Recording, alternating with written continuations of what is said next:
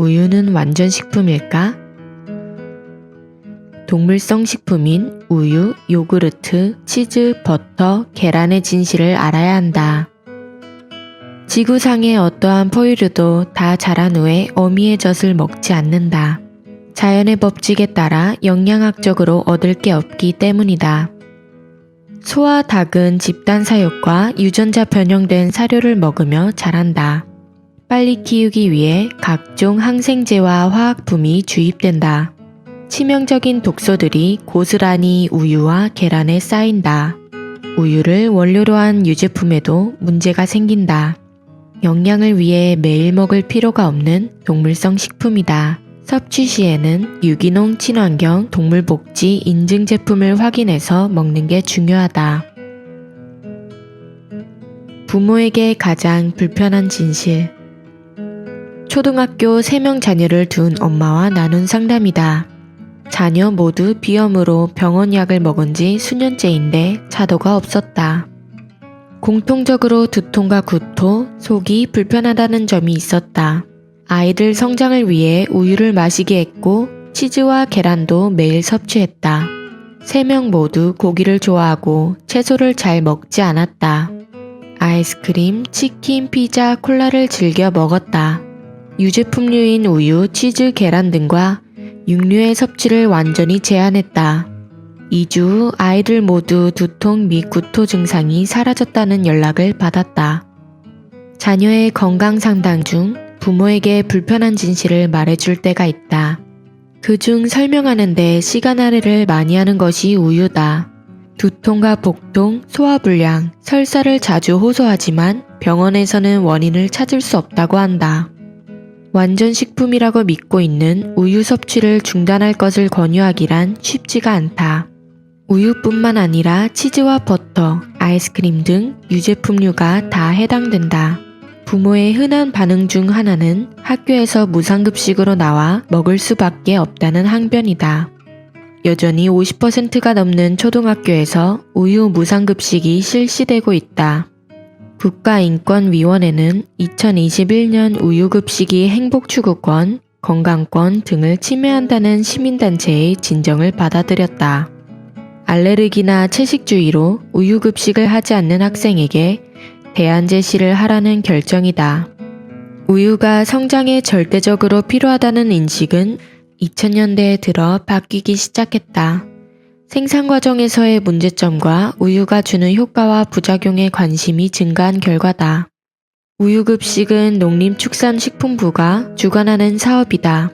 낙농업계와 축산업 발전을 위한 정치적 결정이 따른다는 것을 뜻한다. 국가 예산이 특정 산업계의 이익을 대변하는 수단으로 변질되는 문제가 있다. 무상급식이라는 이름으로 아이들의 건강이 위협받는 것에 관심이 생긴 것이다. 2022년 무상우유 대신 바우처 지급으로의 정책화 추진에 대한 결정에 주목할 필요가 있다. 국가 예산을 특정 품목 소비에만 사용하지 않고 사용자에게 선택권을 주는 것이다. 1970년대에 낙농업계 발전을 위해 시작된 우유 무상급식이 더 이상 아이들 성장의 필수 요소가 아님을 뜻한다. 성인이 돼서도 우유 섭취는 필요하다고 말한다.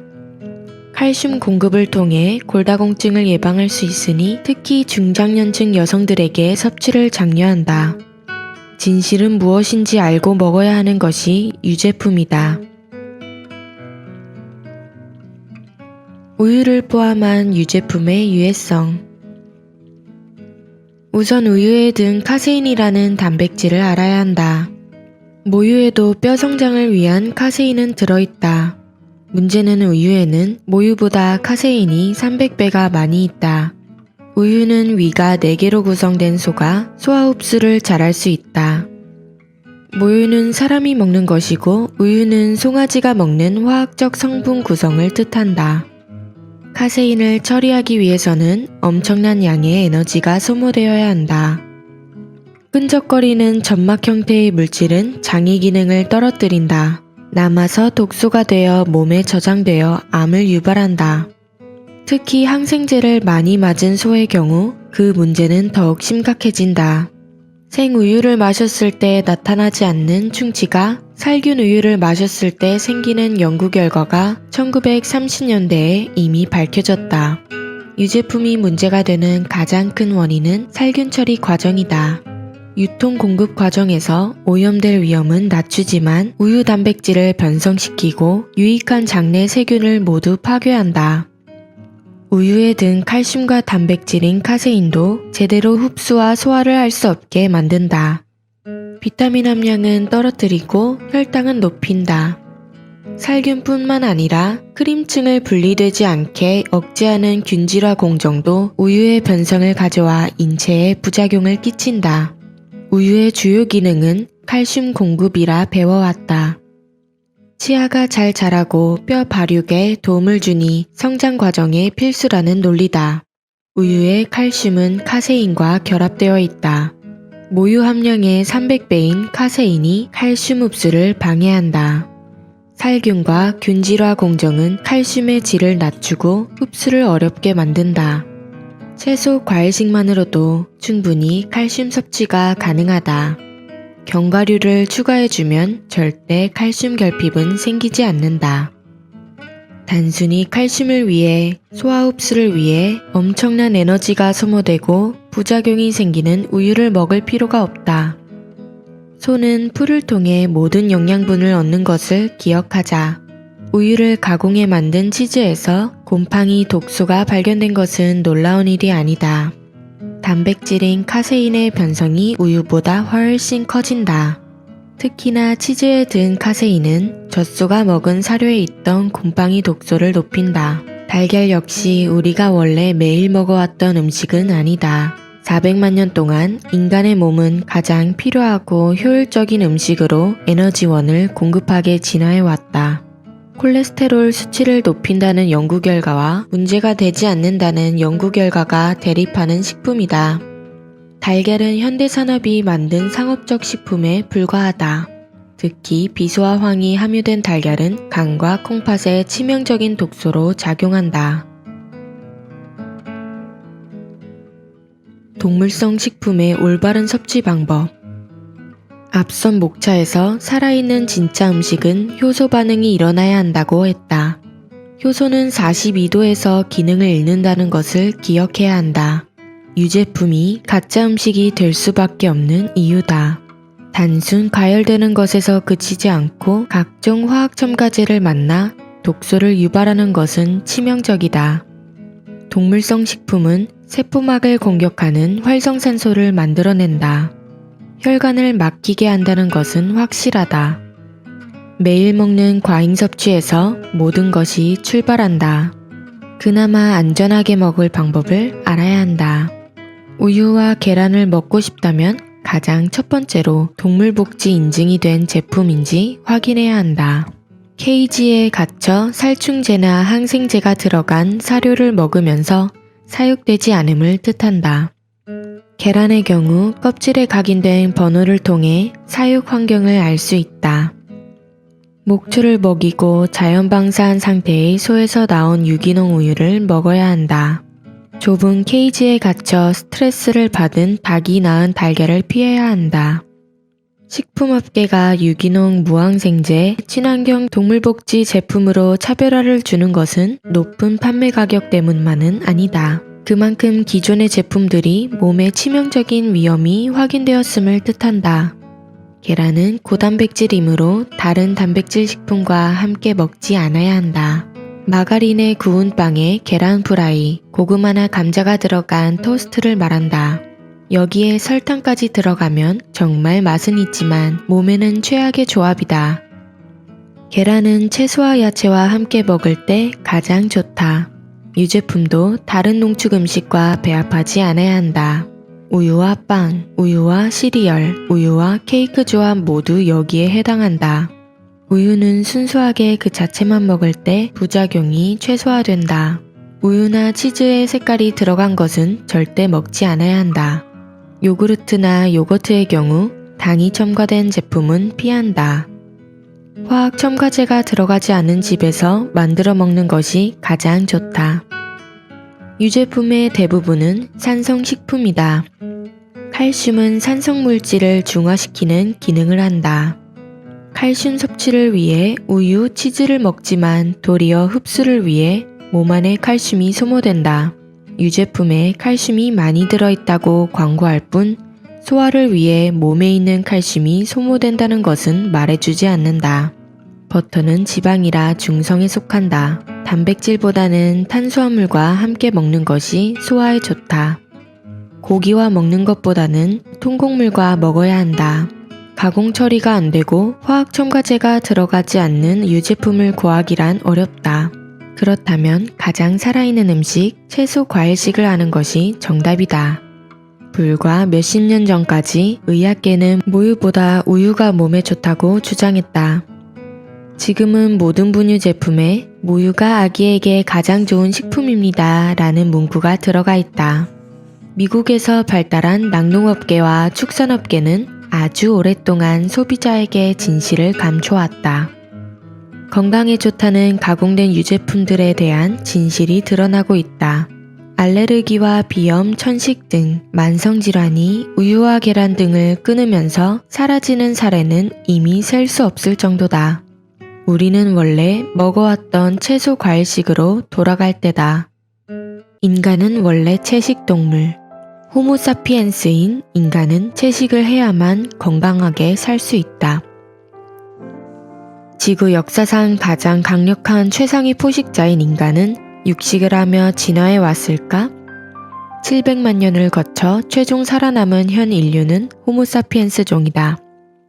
호모사피엔스는 채식동물의 위장 구조를 가지고 있다. 육식동물에 비해 위장 구조가 훨씬 더 길다. 1만 년 전 농경생활의 시작과 수백 년 전 산업혁명을 거쳐 육식의 비중이 늘어난 것이다. 가공육과 화학첨가제의 과다 섭취는 새로운 질병에 걸리게 했다. 인간의 원래 식생활인 채소 과일식으로 몸의 균형을 회복할 수 있다.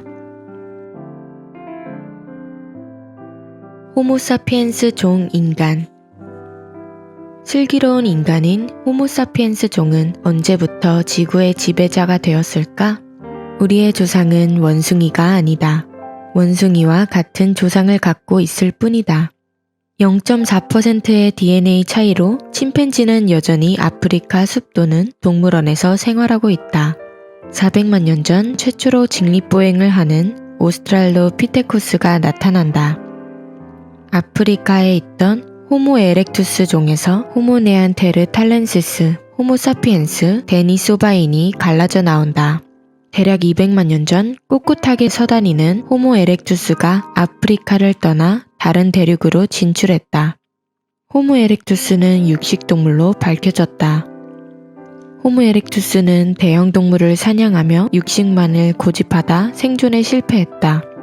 네안데르탈인은 30만 년 전쯤에 유럽 지역에 정착한다. 네안데르탈인 역시 거의 육식을 했다. 그들의 수명은 30세를 넘는 경우가 없었다. 10만 년 뒤에 호모사피엔스도 드디어 아프리카를 벗어나 이동한다. 20만 년 동안 채식을 주로 하며 살아왔다. 식물이나 과일이 부족한 경우에만 육식을 했다. 호모사피엔스는 결국 네안데르탈인을 3만 년 전 멸종시키고 현 인류로 살아남았다. 인간의 뇌 용량이 꾸준히 커져 현재 크기가 완성되는 시기는 대략 10만 년 전쯤이다. 침팬지 뇌의 4배 달하는 크기다. 뇌 발달은 훗날 농사를 지어 식량을 조달할 수 있게 된 농업혁명을 가져왔다.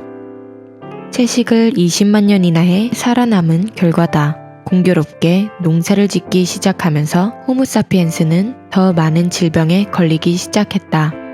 수렵 채집을 위해 하루 종일 돌아다니던 신체 활동량이 현저히 떨어졌다. 다양한 채소와 과일들을 먹어오다 쌀, 밀, 보리, 감자, 옥수수 등과 같은 단일 작물을 먹기 시작했다. 1만 년 전부터 동물을 가축화하기 시작하면서 과다한 육식 섭취를 하게 됐다. 영양 상태의 균형이 무너지며 질병이 생겼다. 불과 200년 전 산업혁명을 거치며 공장에서 나오는 가공식품을 먹기 시작했다. 400만 년 이전부터 채식을 해온 우리 몸이 육식과 가공 음식을 독성이 가득한 것으로 받아들이는 것은 당연하다. 몸에 독소가 쌓인 비만은 이때부터 생긴 것이다. 초식동물과 육식동물의 위장 구조. 호모사피엔스인 인간은 기본적으로 채식을 하게끔 진화되었다. 지금의 인류는 먹지 않는 것이 없다. 지구상에 존재하는 모든 것을 먹는다. 그것도 모자라 자연에 전혀 없던 화학물을 만들어까지 먹고 있다. 인간만이 이렇게 진화했을 리는 절대 없다. 신은 절대 그렇게 인간을 설계하지 않았다. 자연의 세계, 즉 육식동물과 초식동물은 잡아먹히지 않는 이상 자연사를 한다. 인간만이 주어진 수명을 다하지 못하고 각종 질병들에 시달리다 죽는다. 초식동물의 위장 구조를 가진 인간이 잡식을 하기 때문이다. 자연의 음식을 있는 그대로 먹지 않고 가공해 먹기 때문이다. 육식동물의 소화기관은 초식동물보다 훨씬 짧다. 독소가 가득한 음식이 위장에 머무는 시간을 최소화하기 위함이다. 호모사피엔스의 소화기관은 육식동물보다 상당히 길다. 99.6%의 DNA가 일치하는 침팬지의 위장과도 닮아 있다. 침팬지는 과일과 채식 위주로 먹는다. 채소과일식은 위에서 머무르는 시간이 30분에 불과하다. 이후 죽처럼 된 형태의 음식은 십이지장을 거쳐 소장에서 소화와 흡수가 진행된다. 이때 약 30분 정도가 소요된다. 소장에서 영양분 흡수와 독소 배출의 첫 작용이 일어난다. 대장에서 90% 이상의 물과 나트륨 등을 흡수한다. 대장에서 머무는 시간은 보통 12시간부터 70시간이다. 보통 3일 안에 대변을 보는 이유다. 대장에서 오래 머물수록 수분이 말라 변비가 생긴다. 독소 물질도 늘어나고 동시에 독소 흡수율도 높아진다. 육식동물의 소화기관이 짧은 이유다. 야생동물은 변비가 없다. 변비가 생긴다는 것은 죽음을 의미하기 때문이다. 인간만이 가지고 있는 위장 구조에 맞지 않는 다양한 음식들을 먹는다. 변비를 시작으로 다양한 질병에 걸리는 것이다. 위장에서 음식물이 머무르는 시간을 최소화하고 변비가 없게 해야 한다.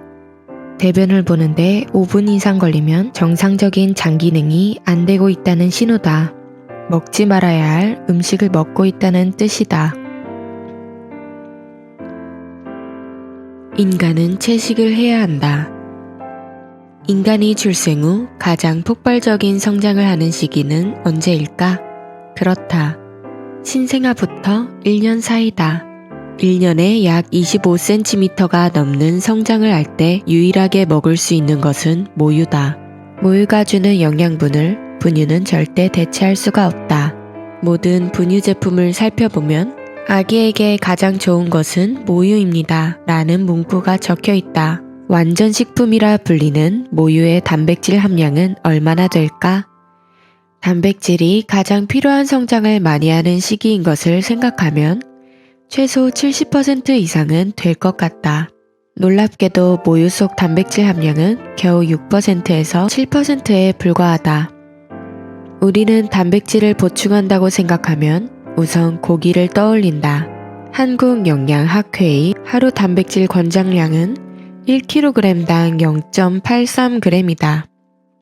성인 기준으로 하루에 보통 40g에서 70g 정도면 충분하다. 고기를 외식할 때 1인분 단위가 보통 200g인 것은 누구를 위한 것일까?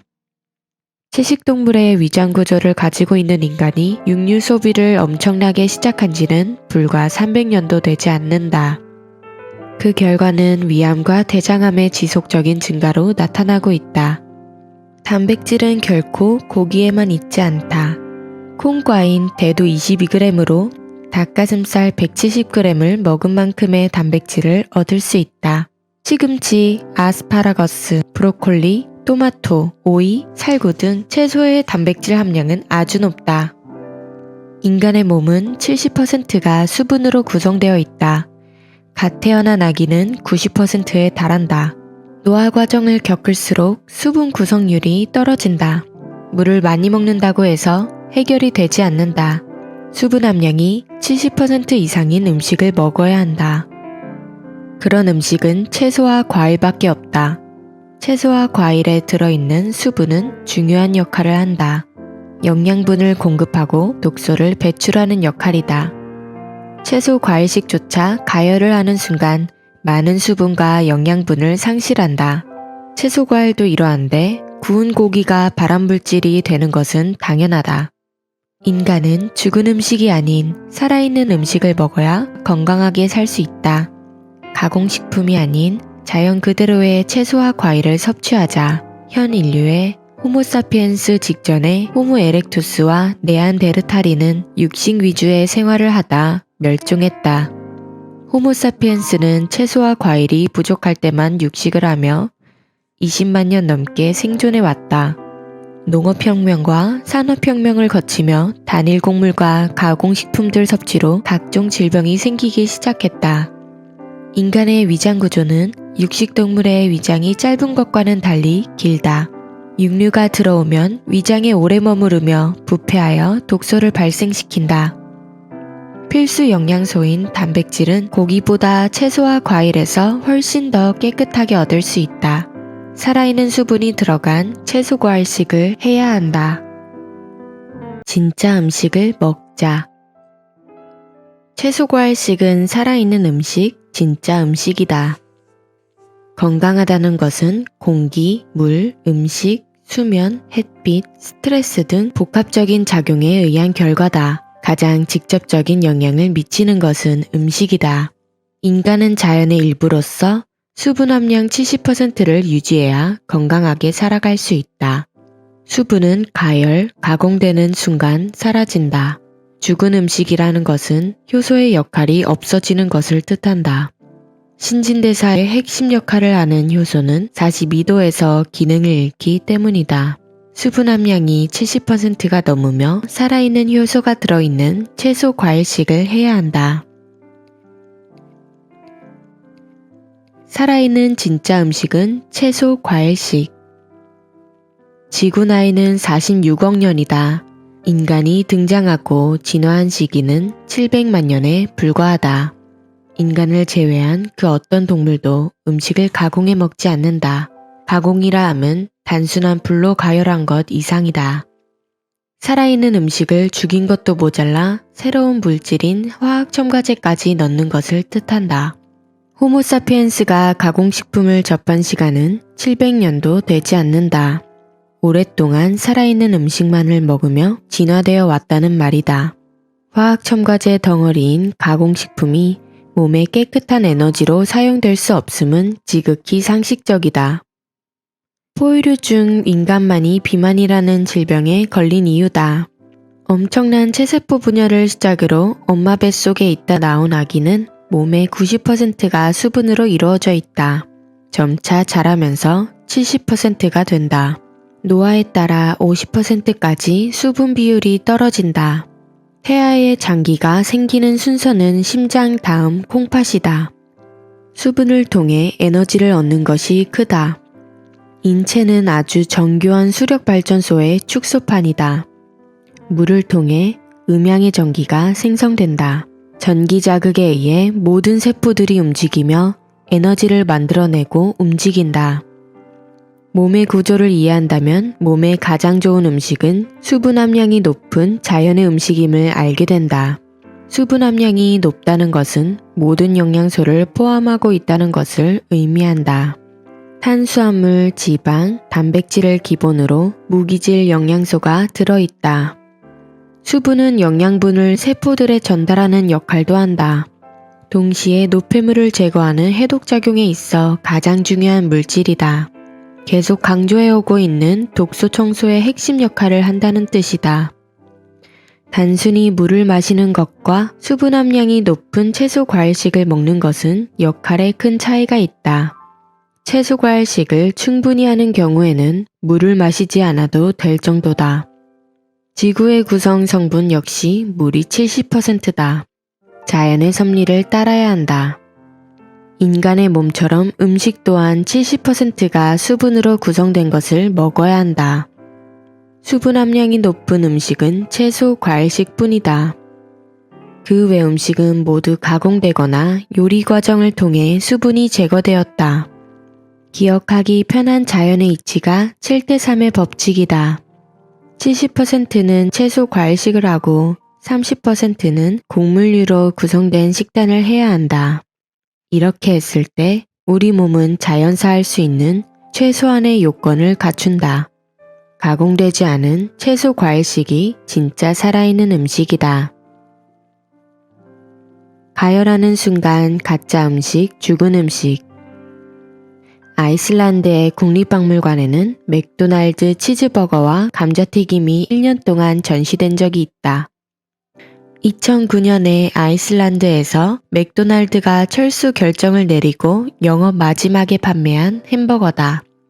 3년이 지난 2012년에 구매자의 집 차고에서 우연히 발견된 치즈버거와 감자튀김은 멀쩡했다. 역사적 유물 가치가 인정되어 전시되었다. 구매 후 13년이 넘도록 햄버거와 감자튀김은 곰팡이도 생기지 않고 있다. 전혀 썩지 않는다는 뜻이다. 2020년이 돼서야 맥도날드 회사는 수분 부족으로 부패하지 않는다고 공식 인정했다. 앞으로도 썩지 않는 햄버거로 계속 전시될 것이 분명하다. 썩지를 않으니 죽은 음식이라고 보기도 어려운 상태다. 호랑이는 멧돼지를 잡아먹는다. 소는 풀을 뜯어 먹고 산다. 팬더는 대나무 잎을 주식으로 한다.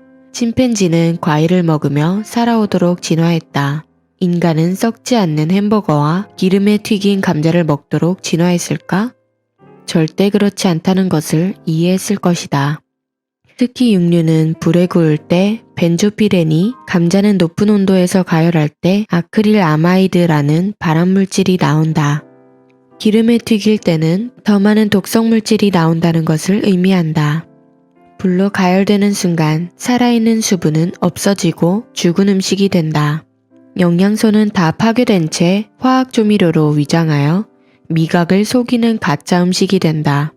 자연의 동물 중에 인간만이 유일하게 음식을 가공해서 먹는다. 불에 구워 먹거나 삶아 먹는 것에 그치지 않는다. 기름에 튀기거나 화학 첨가제를 통해 자연에 없는 새로운 음식을 만들어 먹는다. 이러한 음식들을 소화시키도록 진화되지 않은 인간의 몸 곳곳에 독소가 쌓인다. 독소들은 혈액을 타고 온갖 장기들에 침투한다. 몸은 비상사태를 느끼고 더욱 지방을 축적하려 든다. 비만에서 절대 벗어날 수 없게 만든다. 가공된 음식에서부터 벗어나는 것이 건강한 몸을 만들 수 있는 유일한 길이다. 제철 음식을 챙겨 먹고 채소과일식으로 깨끗한 에너지를 공급하면 몸은 스스로 해독하며 자연 치유 능력을 회복한다. 아이들 동화책에 자주 등장하는 줄거리가 있다. 과일과 인간의 약속이다. 과일은 인간에게 영양분을 공급하는 대신에 인간은 그 씨앗을 퍼뜨려주는 거다. 오랫동안 유지해온 자연의 계약관계를 파기한 인간에게 돌아온 것은 비만과 질병이다. 자연이 주는 살아있는 음식들은 가열하는 순간 영양분들은 모두 변하게 되고 해로운 물질들이 생긴다. 며칠 동안 삶아낸 사골 육수에는 정성이 들어간 것은 맞다. 에너지 과잉 섭취로 인해 문제가 생긴 지금에는 살아있는 채소 과일식을 하는 것이 진짜 정성을 몸에 쏟는 것이다. 자연과의 계약을 실천하자. 진짜 살아있는 효소를 먹어라. 새로운 약이 나오기까지는 많은 단계를 거친다. 인간을 대상으로 임상실험을 바로 할 수 없기 때문에 동물로 안전성과 유효성 실험을 한다. 초창기 실험 동물들에게 먹이를 영양학적으로 균형 잡힌 식단을 주었다. 가열식을 말이다. 동물들은 실험을 받기도 전에 각종 질병에 걸렸다. 이유는 간단했다. 자연식으로 식단을 바꾸자 동물들은 건강을 바로 회복했다. 가열을 한 음식에는 효소가 없기 때문이다. 효소란 화학 반응을 일으키도록 돕는 역할을 하는 단백질이다. 몸이 움직이기 위해서는 반드시 필요한 물질이 효소다. 우리나라에는 외국에서 찾아보기 힘든 찜질방이라는 문화가 있다. 찜질방에서 입소문으로 잘 팔리는 건강기능식품 중 하나가 효소다. 가루로 된 형태부터 젤리 형태, 물로 된 효소까지 다양하고 가격도 비싸다. 그렇게 판매되는 효소들은 효과가 정말 있는 걸까? 효소는 보통 42도에서 기능을 잃는다. 만약 60도가 넘는 불가마 찜질방에서 효소가 든 비싼 물을 마신다면 이미 그건 죽은 물이다. 음식에서도 마찬가지다. 가열되고 각종 화학 첨가물을 만나는 순간 효소는 기능을 상실한다. 가공식품은 모두 효소는 사라진 가짜 음식이다. 쉽게 눈으로 확인할 수 있는 효소는 침이다. 효소는 나이가 들수록 줄어든다. 갓난아기는 침을 질질 흘리지만 아픈 노인은 입이 바짝 마른 것이다. 비싼 효소 기능식품 대신 채소 과일식을 하면 된다. 하버드 의과대학 교수이자 심장질환 연구소 학장인 윌리엄 카스텔리 박사는 과일 성분이 심장질환을 예방할 수 있다고 했다. 과일에 든 효소가 피를 맑게 해서 동맥이 막히는 일을 방지한다. 과일은 혈액을 맑게 하고 오장육부 기능을 향상시켜주는 최고의 해독제다. 효소 작용이 제대로 이루어지지 않을 때 가장 먼저 소화불량과 만성피로가 생긴다. 일반 음식은 위장에서 3시간에서 4시간을 머무르지만 과일은 20분에서 30분만 머무른다. 과일에는 효소가 있어 이미 소화가 된 상태이기 때문이다. 반면 인스턴트 식품인 라면, 햄버거, 피자, 빵 등은 효소가 없기 때문에 소화불량을 일으킨다. 몸에 쌓인 독소를 해독하느라 간이 쉴 틈이 없어 항상 피곤을 느낀다. 살아있는 효소가 든 채소 과일식이 진짜 음식이다. 최대한 가열이나 가공을 하지 않고 자연 상태 그대로 섭취해야 한다. 인간은 가열하고 화학 첨가제가 들어간 가공식품을 먹으며 살 수 없게 진화되었다. 수분 함량이 높은 음식을 먹어야 한다. 식사 구성은 수분 함량이 많은 채소 과일식이 70%, 곡물 구성이 30%인 7대3의 법칙을 기억하자. 탄수화물과 단백질, 지방은 가열하고 가공하는 순간 발암물질이 나온다. 감자튀김은 절대 먹지 말아야 할 음식이다.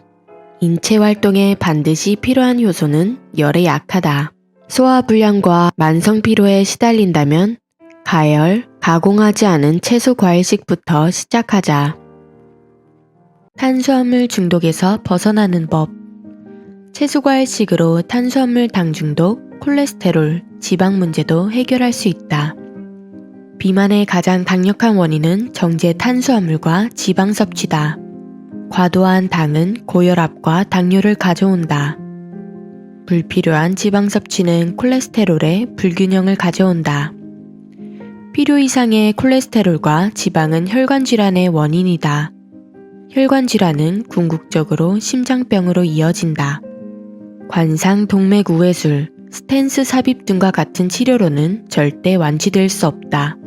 혈관에 쌓인 독소를 청소해주는 것이 근본적인 방법이다. 채소과일식으로 혈관을 깨끗하게 해주는 것이 예방에 가장 좋은 길이다. 정제 탄수화물 당 중독에서 벗어나라. 콜드웰 SL 스틴의 지방이 범인 책에는 전 맥도날드 햄버거와 던킨 도너츠를 사랑하는 사람이었습니다. 그러니까 지방을 끼고 살았다고 보면 맞습니다. 어느 날 수술을 받은 후 이러다가 곧 죽을 수도 있다는 생각을 했습니다. 더 이상 지방을 가볍게 보아서는 안 되겠다고 생각했죠. 할아버지가 될 때까지 살고 싶었습니다. 그래서 나는 에셀스틴 박사의 제안을 받아들여 내가 최대한 장수할 수 있는 식물식을 선택한 거죠. 라는 미국의 42, 43대 대통령 빌 클린턴의 말이 나온다. 그는 몸무게를 13kg 이상 감량한 후 심장병이 완치되었다. 햄버거, 감자튀김, 도너츠 등 지방이 높은 음식을 즐겼던 빌 클린턴은 정제 탄수화물 당 중독임에 틀림없다. 그는 2001년 퇴임 후 2004년 관상동맥 우회술, 2005년 폐질환 수술, 2010년 2개의 스텐스 삽입을 한 심장 수술을 받았다. 2번의 대통령을 역임한 그가 최고의 치료를 받았음은 확실하다. 그를 건강하게 만든 것은 수술이 아닌 채식이었다. 육류와 생선, 유제품, 가공식품을 완전히 제외한 진짜 채소 과일식이다.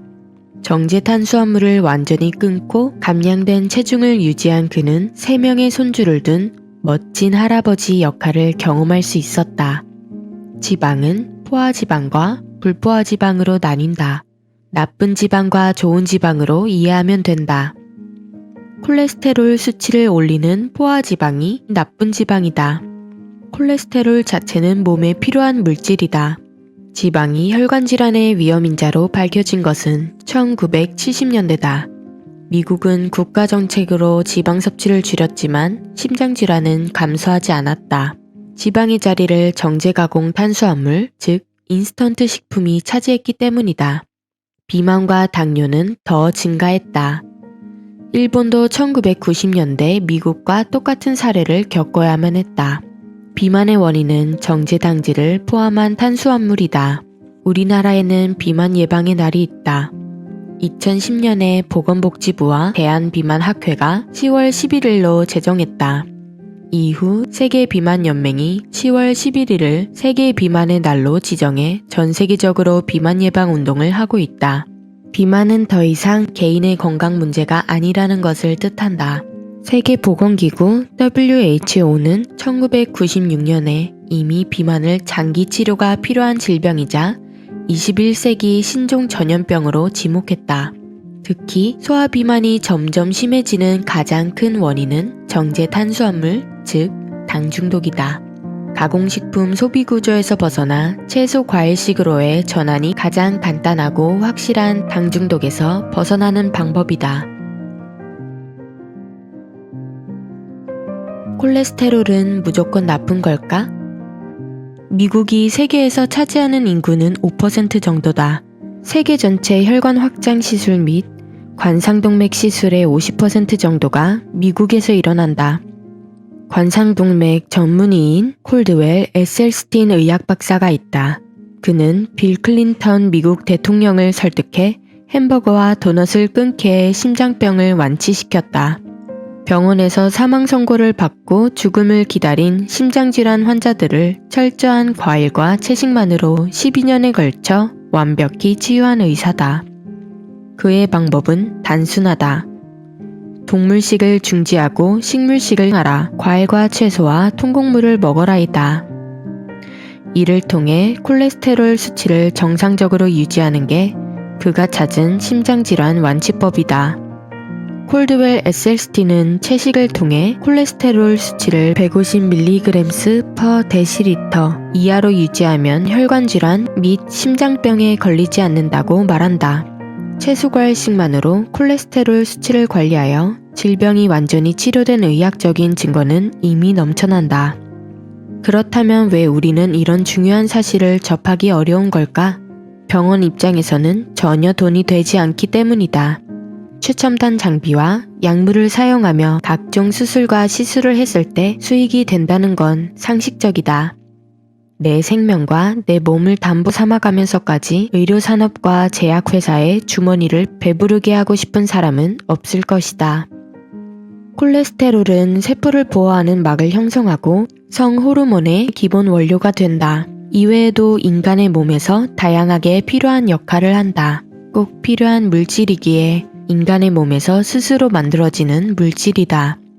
콜레스테롤은 기름진 물질로 식물에는 없고 동물에만 있다. 좋은 콜레스테롤, 나쁜 콜레스테롤 개념이 나올 뿐 콜레스테롤 자체는 절대 위험한 것이 아니다. 동물성 식품을 많이 섭취하면서 문제가 생기기 시작한 것이다. 육류, 생선, 계란, 유제품 등의 동물성 식품을 많이 먹으면 안 되는 이유다.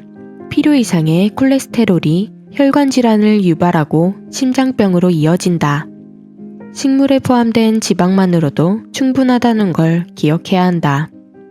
좋은 콜레스테롤을 올리는 기능식품까지 먹을 필요가 있는 걸까? 나쁜 콜레스테롤로 불리는 LDL 대신 HDL로 불리는 좋은 콜레스테롤만 높이면 건강해질까? 과도한 HDL 역시 간을 힘들게 한다는 사실을 알아야 한다. 자연의 법칙을 벗어난 모든 행위에는 그 대가가 따른다. 인간이 섭취하지 않아도 될 동물성 식품을 제한하면 된다. 700만 년을 주식으로 삼아온 채소 과일식을 하면 독소가 저절로 배출되며 혈관을 깨끗해진다. 가공이 아닌 자연의 살아있는 음식을 먹을 때 몸은 스스로 균형을 잡아가게 되어 있다. 지방 과잉 섭취로 인한 문제점. 우리나라 현재 사망 원인 두 번째인 심장질환, 즉 심장병인 1970년대 초반까지는 거의 없었다. 식습관이 서구화되면서 생긴 환경에 의한 질병이다. 기름진 음식인 지방을 많이 섭취하면서 생긴 질환이다. 콩기름으로 만든 식용유는 1971년에 처음 사용하기 시작했다. 들기름이나 참기름은 비싸서 하루에 1, 2g만 섭취했다. 지금은 다양한 식용유를 하루에 50g 이상 섭취하고 있다. 일본 역시 1950년대 초까지 유방암은 전혀 발견되지 않았다. 이후 지방이 많은 서구 음식을 섭취하면서 유방암 발병률이 높아졌다. 각종 암과 당뇨와 비만은 동물성 지방을 많이 섭취하는 곳에서 높게 나타났다. 심장질환은 혈관에 문제가 생기는 병이다. 혈관에 관련된 대표적인 질환이 고혈압이다. 당뇨, 비만 역시 마찬가지다. 심장 자체에 바로 문제가 생기는 것이 아니다. 오랜 시간 걸쳐 생긴 혈관 문제로 인해 나타나는 최종 결과물이 심장병이다. 여전히 고기를 먹어야 힘이 난다고 하는 경우가 많다. 누군가에 의해 의도적으로 학습된 음식 습관인 것을 깨달아야 한다. 혈관이 병들기 위해서는 과도한 지방과 콜레스테롤이 필요하다는 것이 진실이다. 대장암 역시 많은 연구 결과들에 의해 동물성 지방인 육식이 주요 원인으로 밝혀졌다. 식이섬유가 많은 채소과일식과 통곡물이 대장암을 예방해주는 가장 좋은 음식이다. 저탄고지 다이어트는 여전히 우리나라에도 만연해 있다. 탄수화물을 제한하고 고기와 지방을 많이 먹는 방법이다. 미국에서 건너온 것으로 1972년에는 황제 다이어트로 불리웠다. 이 방법은 정말로 많은 음식에 대한 공부와 체계적인 섭취가 필요하다. 일반인이 따라하기는 그만큼 어렵고 효과보다는 부작용이 크다. 황제 다이어트를 처음 제안한 로버트 애킨스 박사는 결국 120kg의 몸무게로 심장마비 부작용으로 사망했다. 어렵기도 하고 부작용도 큰 저탄고지 다이어트보다는 자연스럽고 단순한 채소 과일식을 지금부터라도 시작하자.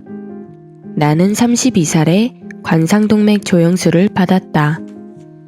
시술 후에도 가슴 통증은 여전했고 동맥경화 약인 스타틴 계열 약물을 2년 넘게 복용했다. 이후 원인 모를 근육통에 시달려 섬유 근육통 진단명을 더 얻었다.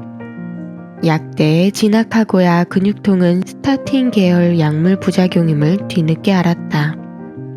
시술과 약물 처방 전 한 달만 커피, 라면, 빵, 치킨, 돈가스 등 가공식품을 끊고 채소 과일식을 하라는 처방은 없었다. 동물성 식품을 끊었다면 심각한 부작용을 일으키는 약물을 내 몸에 투여하지 않아도 되었음을 이제는 안다. 관상동맥 질환은 100% 예방이 가능하다. 현재 진행형이더라도 약물 없어도 증세를 더 악화시키지 않고 호전시킬 수 있다.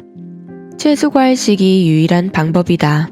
건강 프로그램과 건강기능식품 소개에 무조건 등장하는 단어는 혈액순환과 콜레스테롤 수치이다. 혈액순환이 제대로 되지 않으면서 모든 질병이 시작된다. 좋은 콜레스테롤 수치는 올리고 나쁜 콜레스테롤 수치는 내려주는 약물로는 절대 해결되지 않는다. 약은 몸에 또 다른 강력한 독소를 남길 뿐이다. 정제 탄수화물, 지방의 과도한 섭취를 제한하는 것이 핵심이다. 몸 안의 독소를 청소해줄 수 있는 에너지를 공급해 주어야 한다. 채소과일식으로 모든 질병 예방이 가능하다는 것을 명심하자.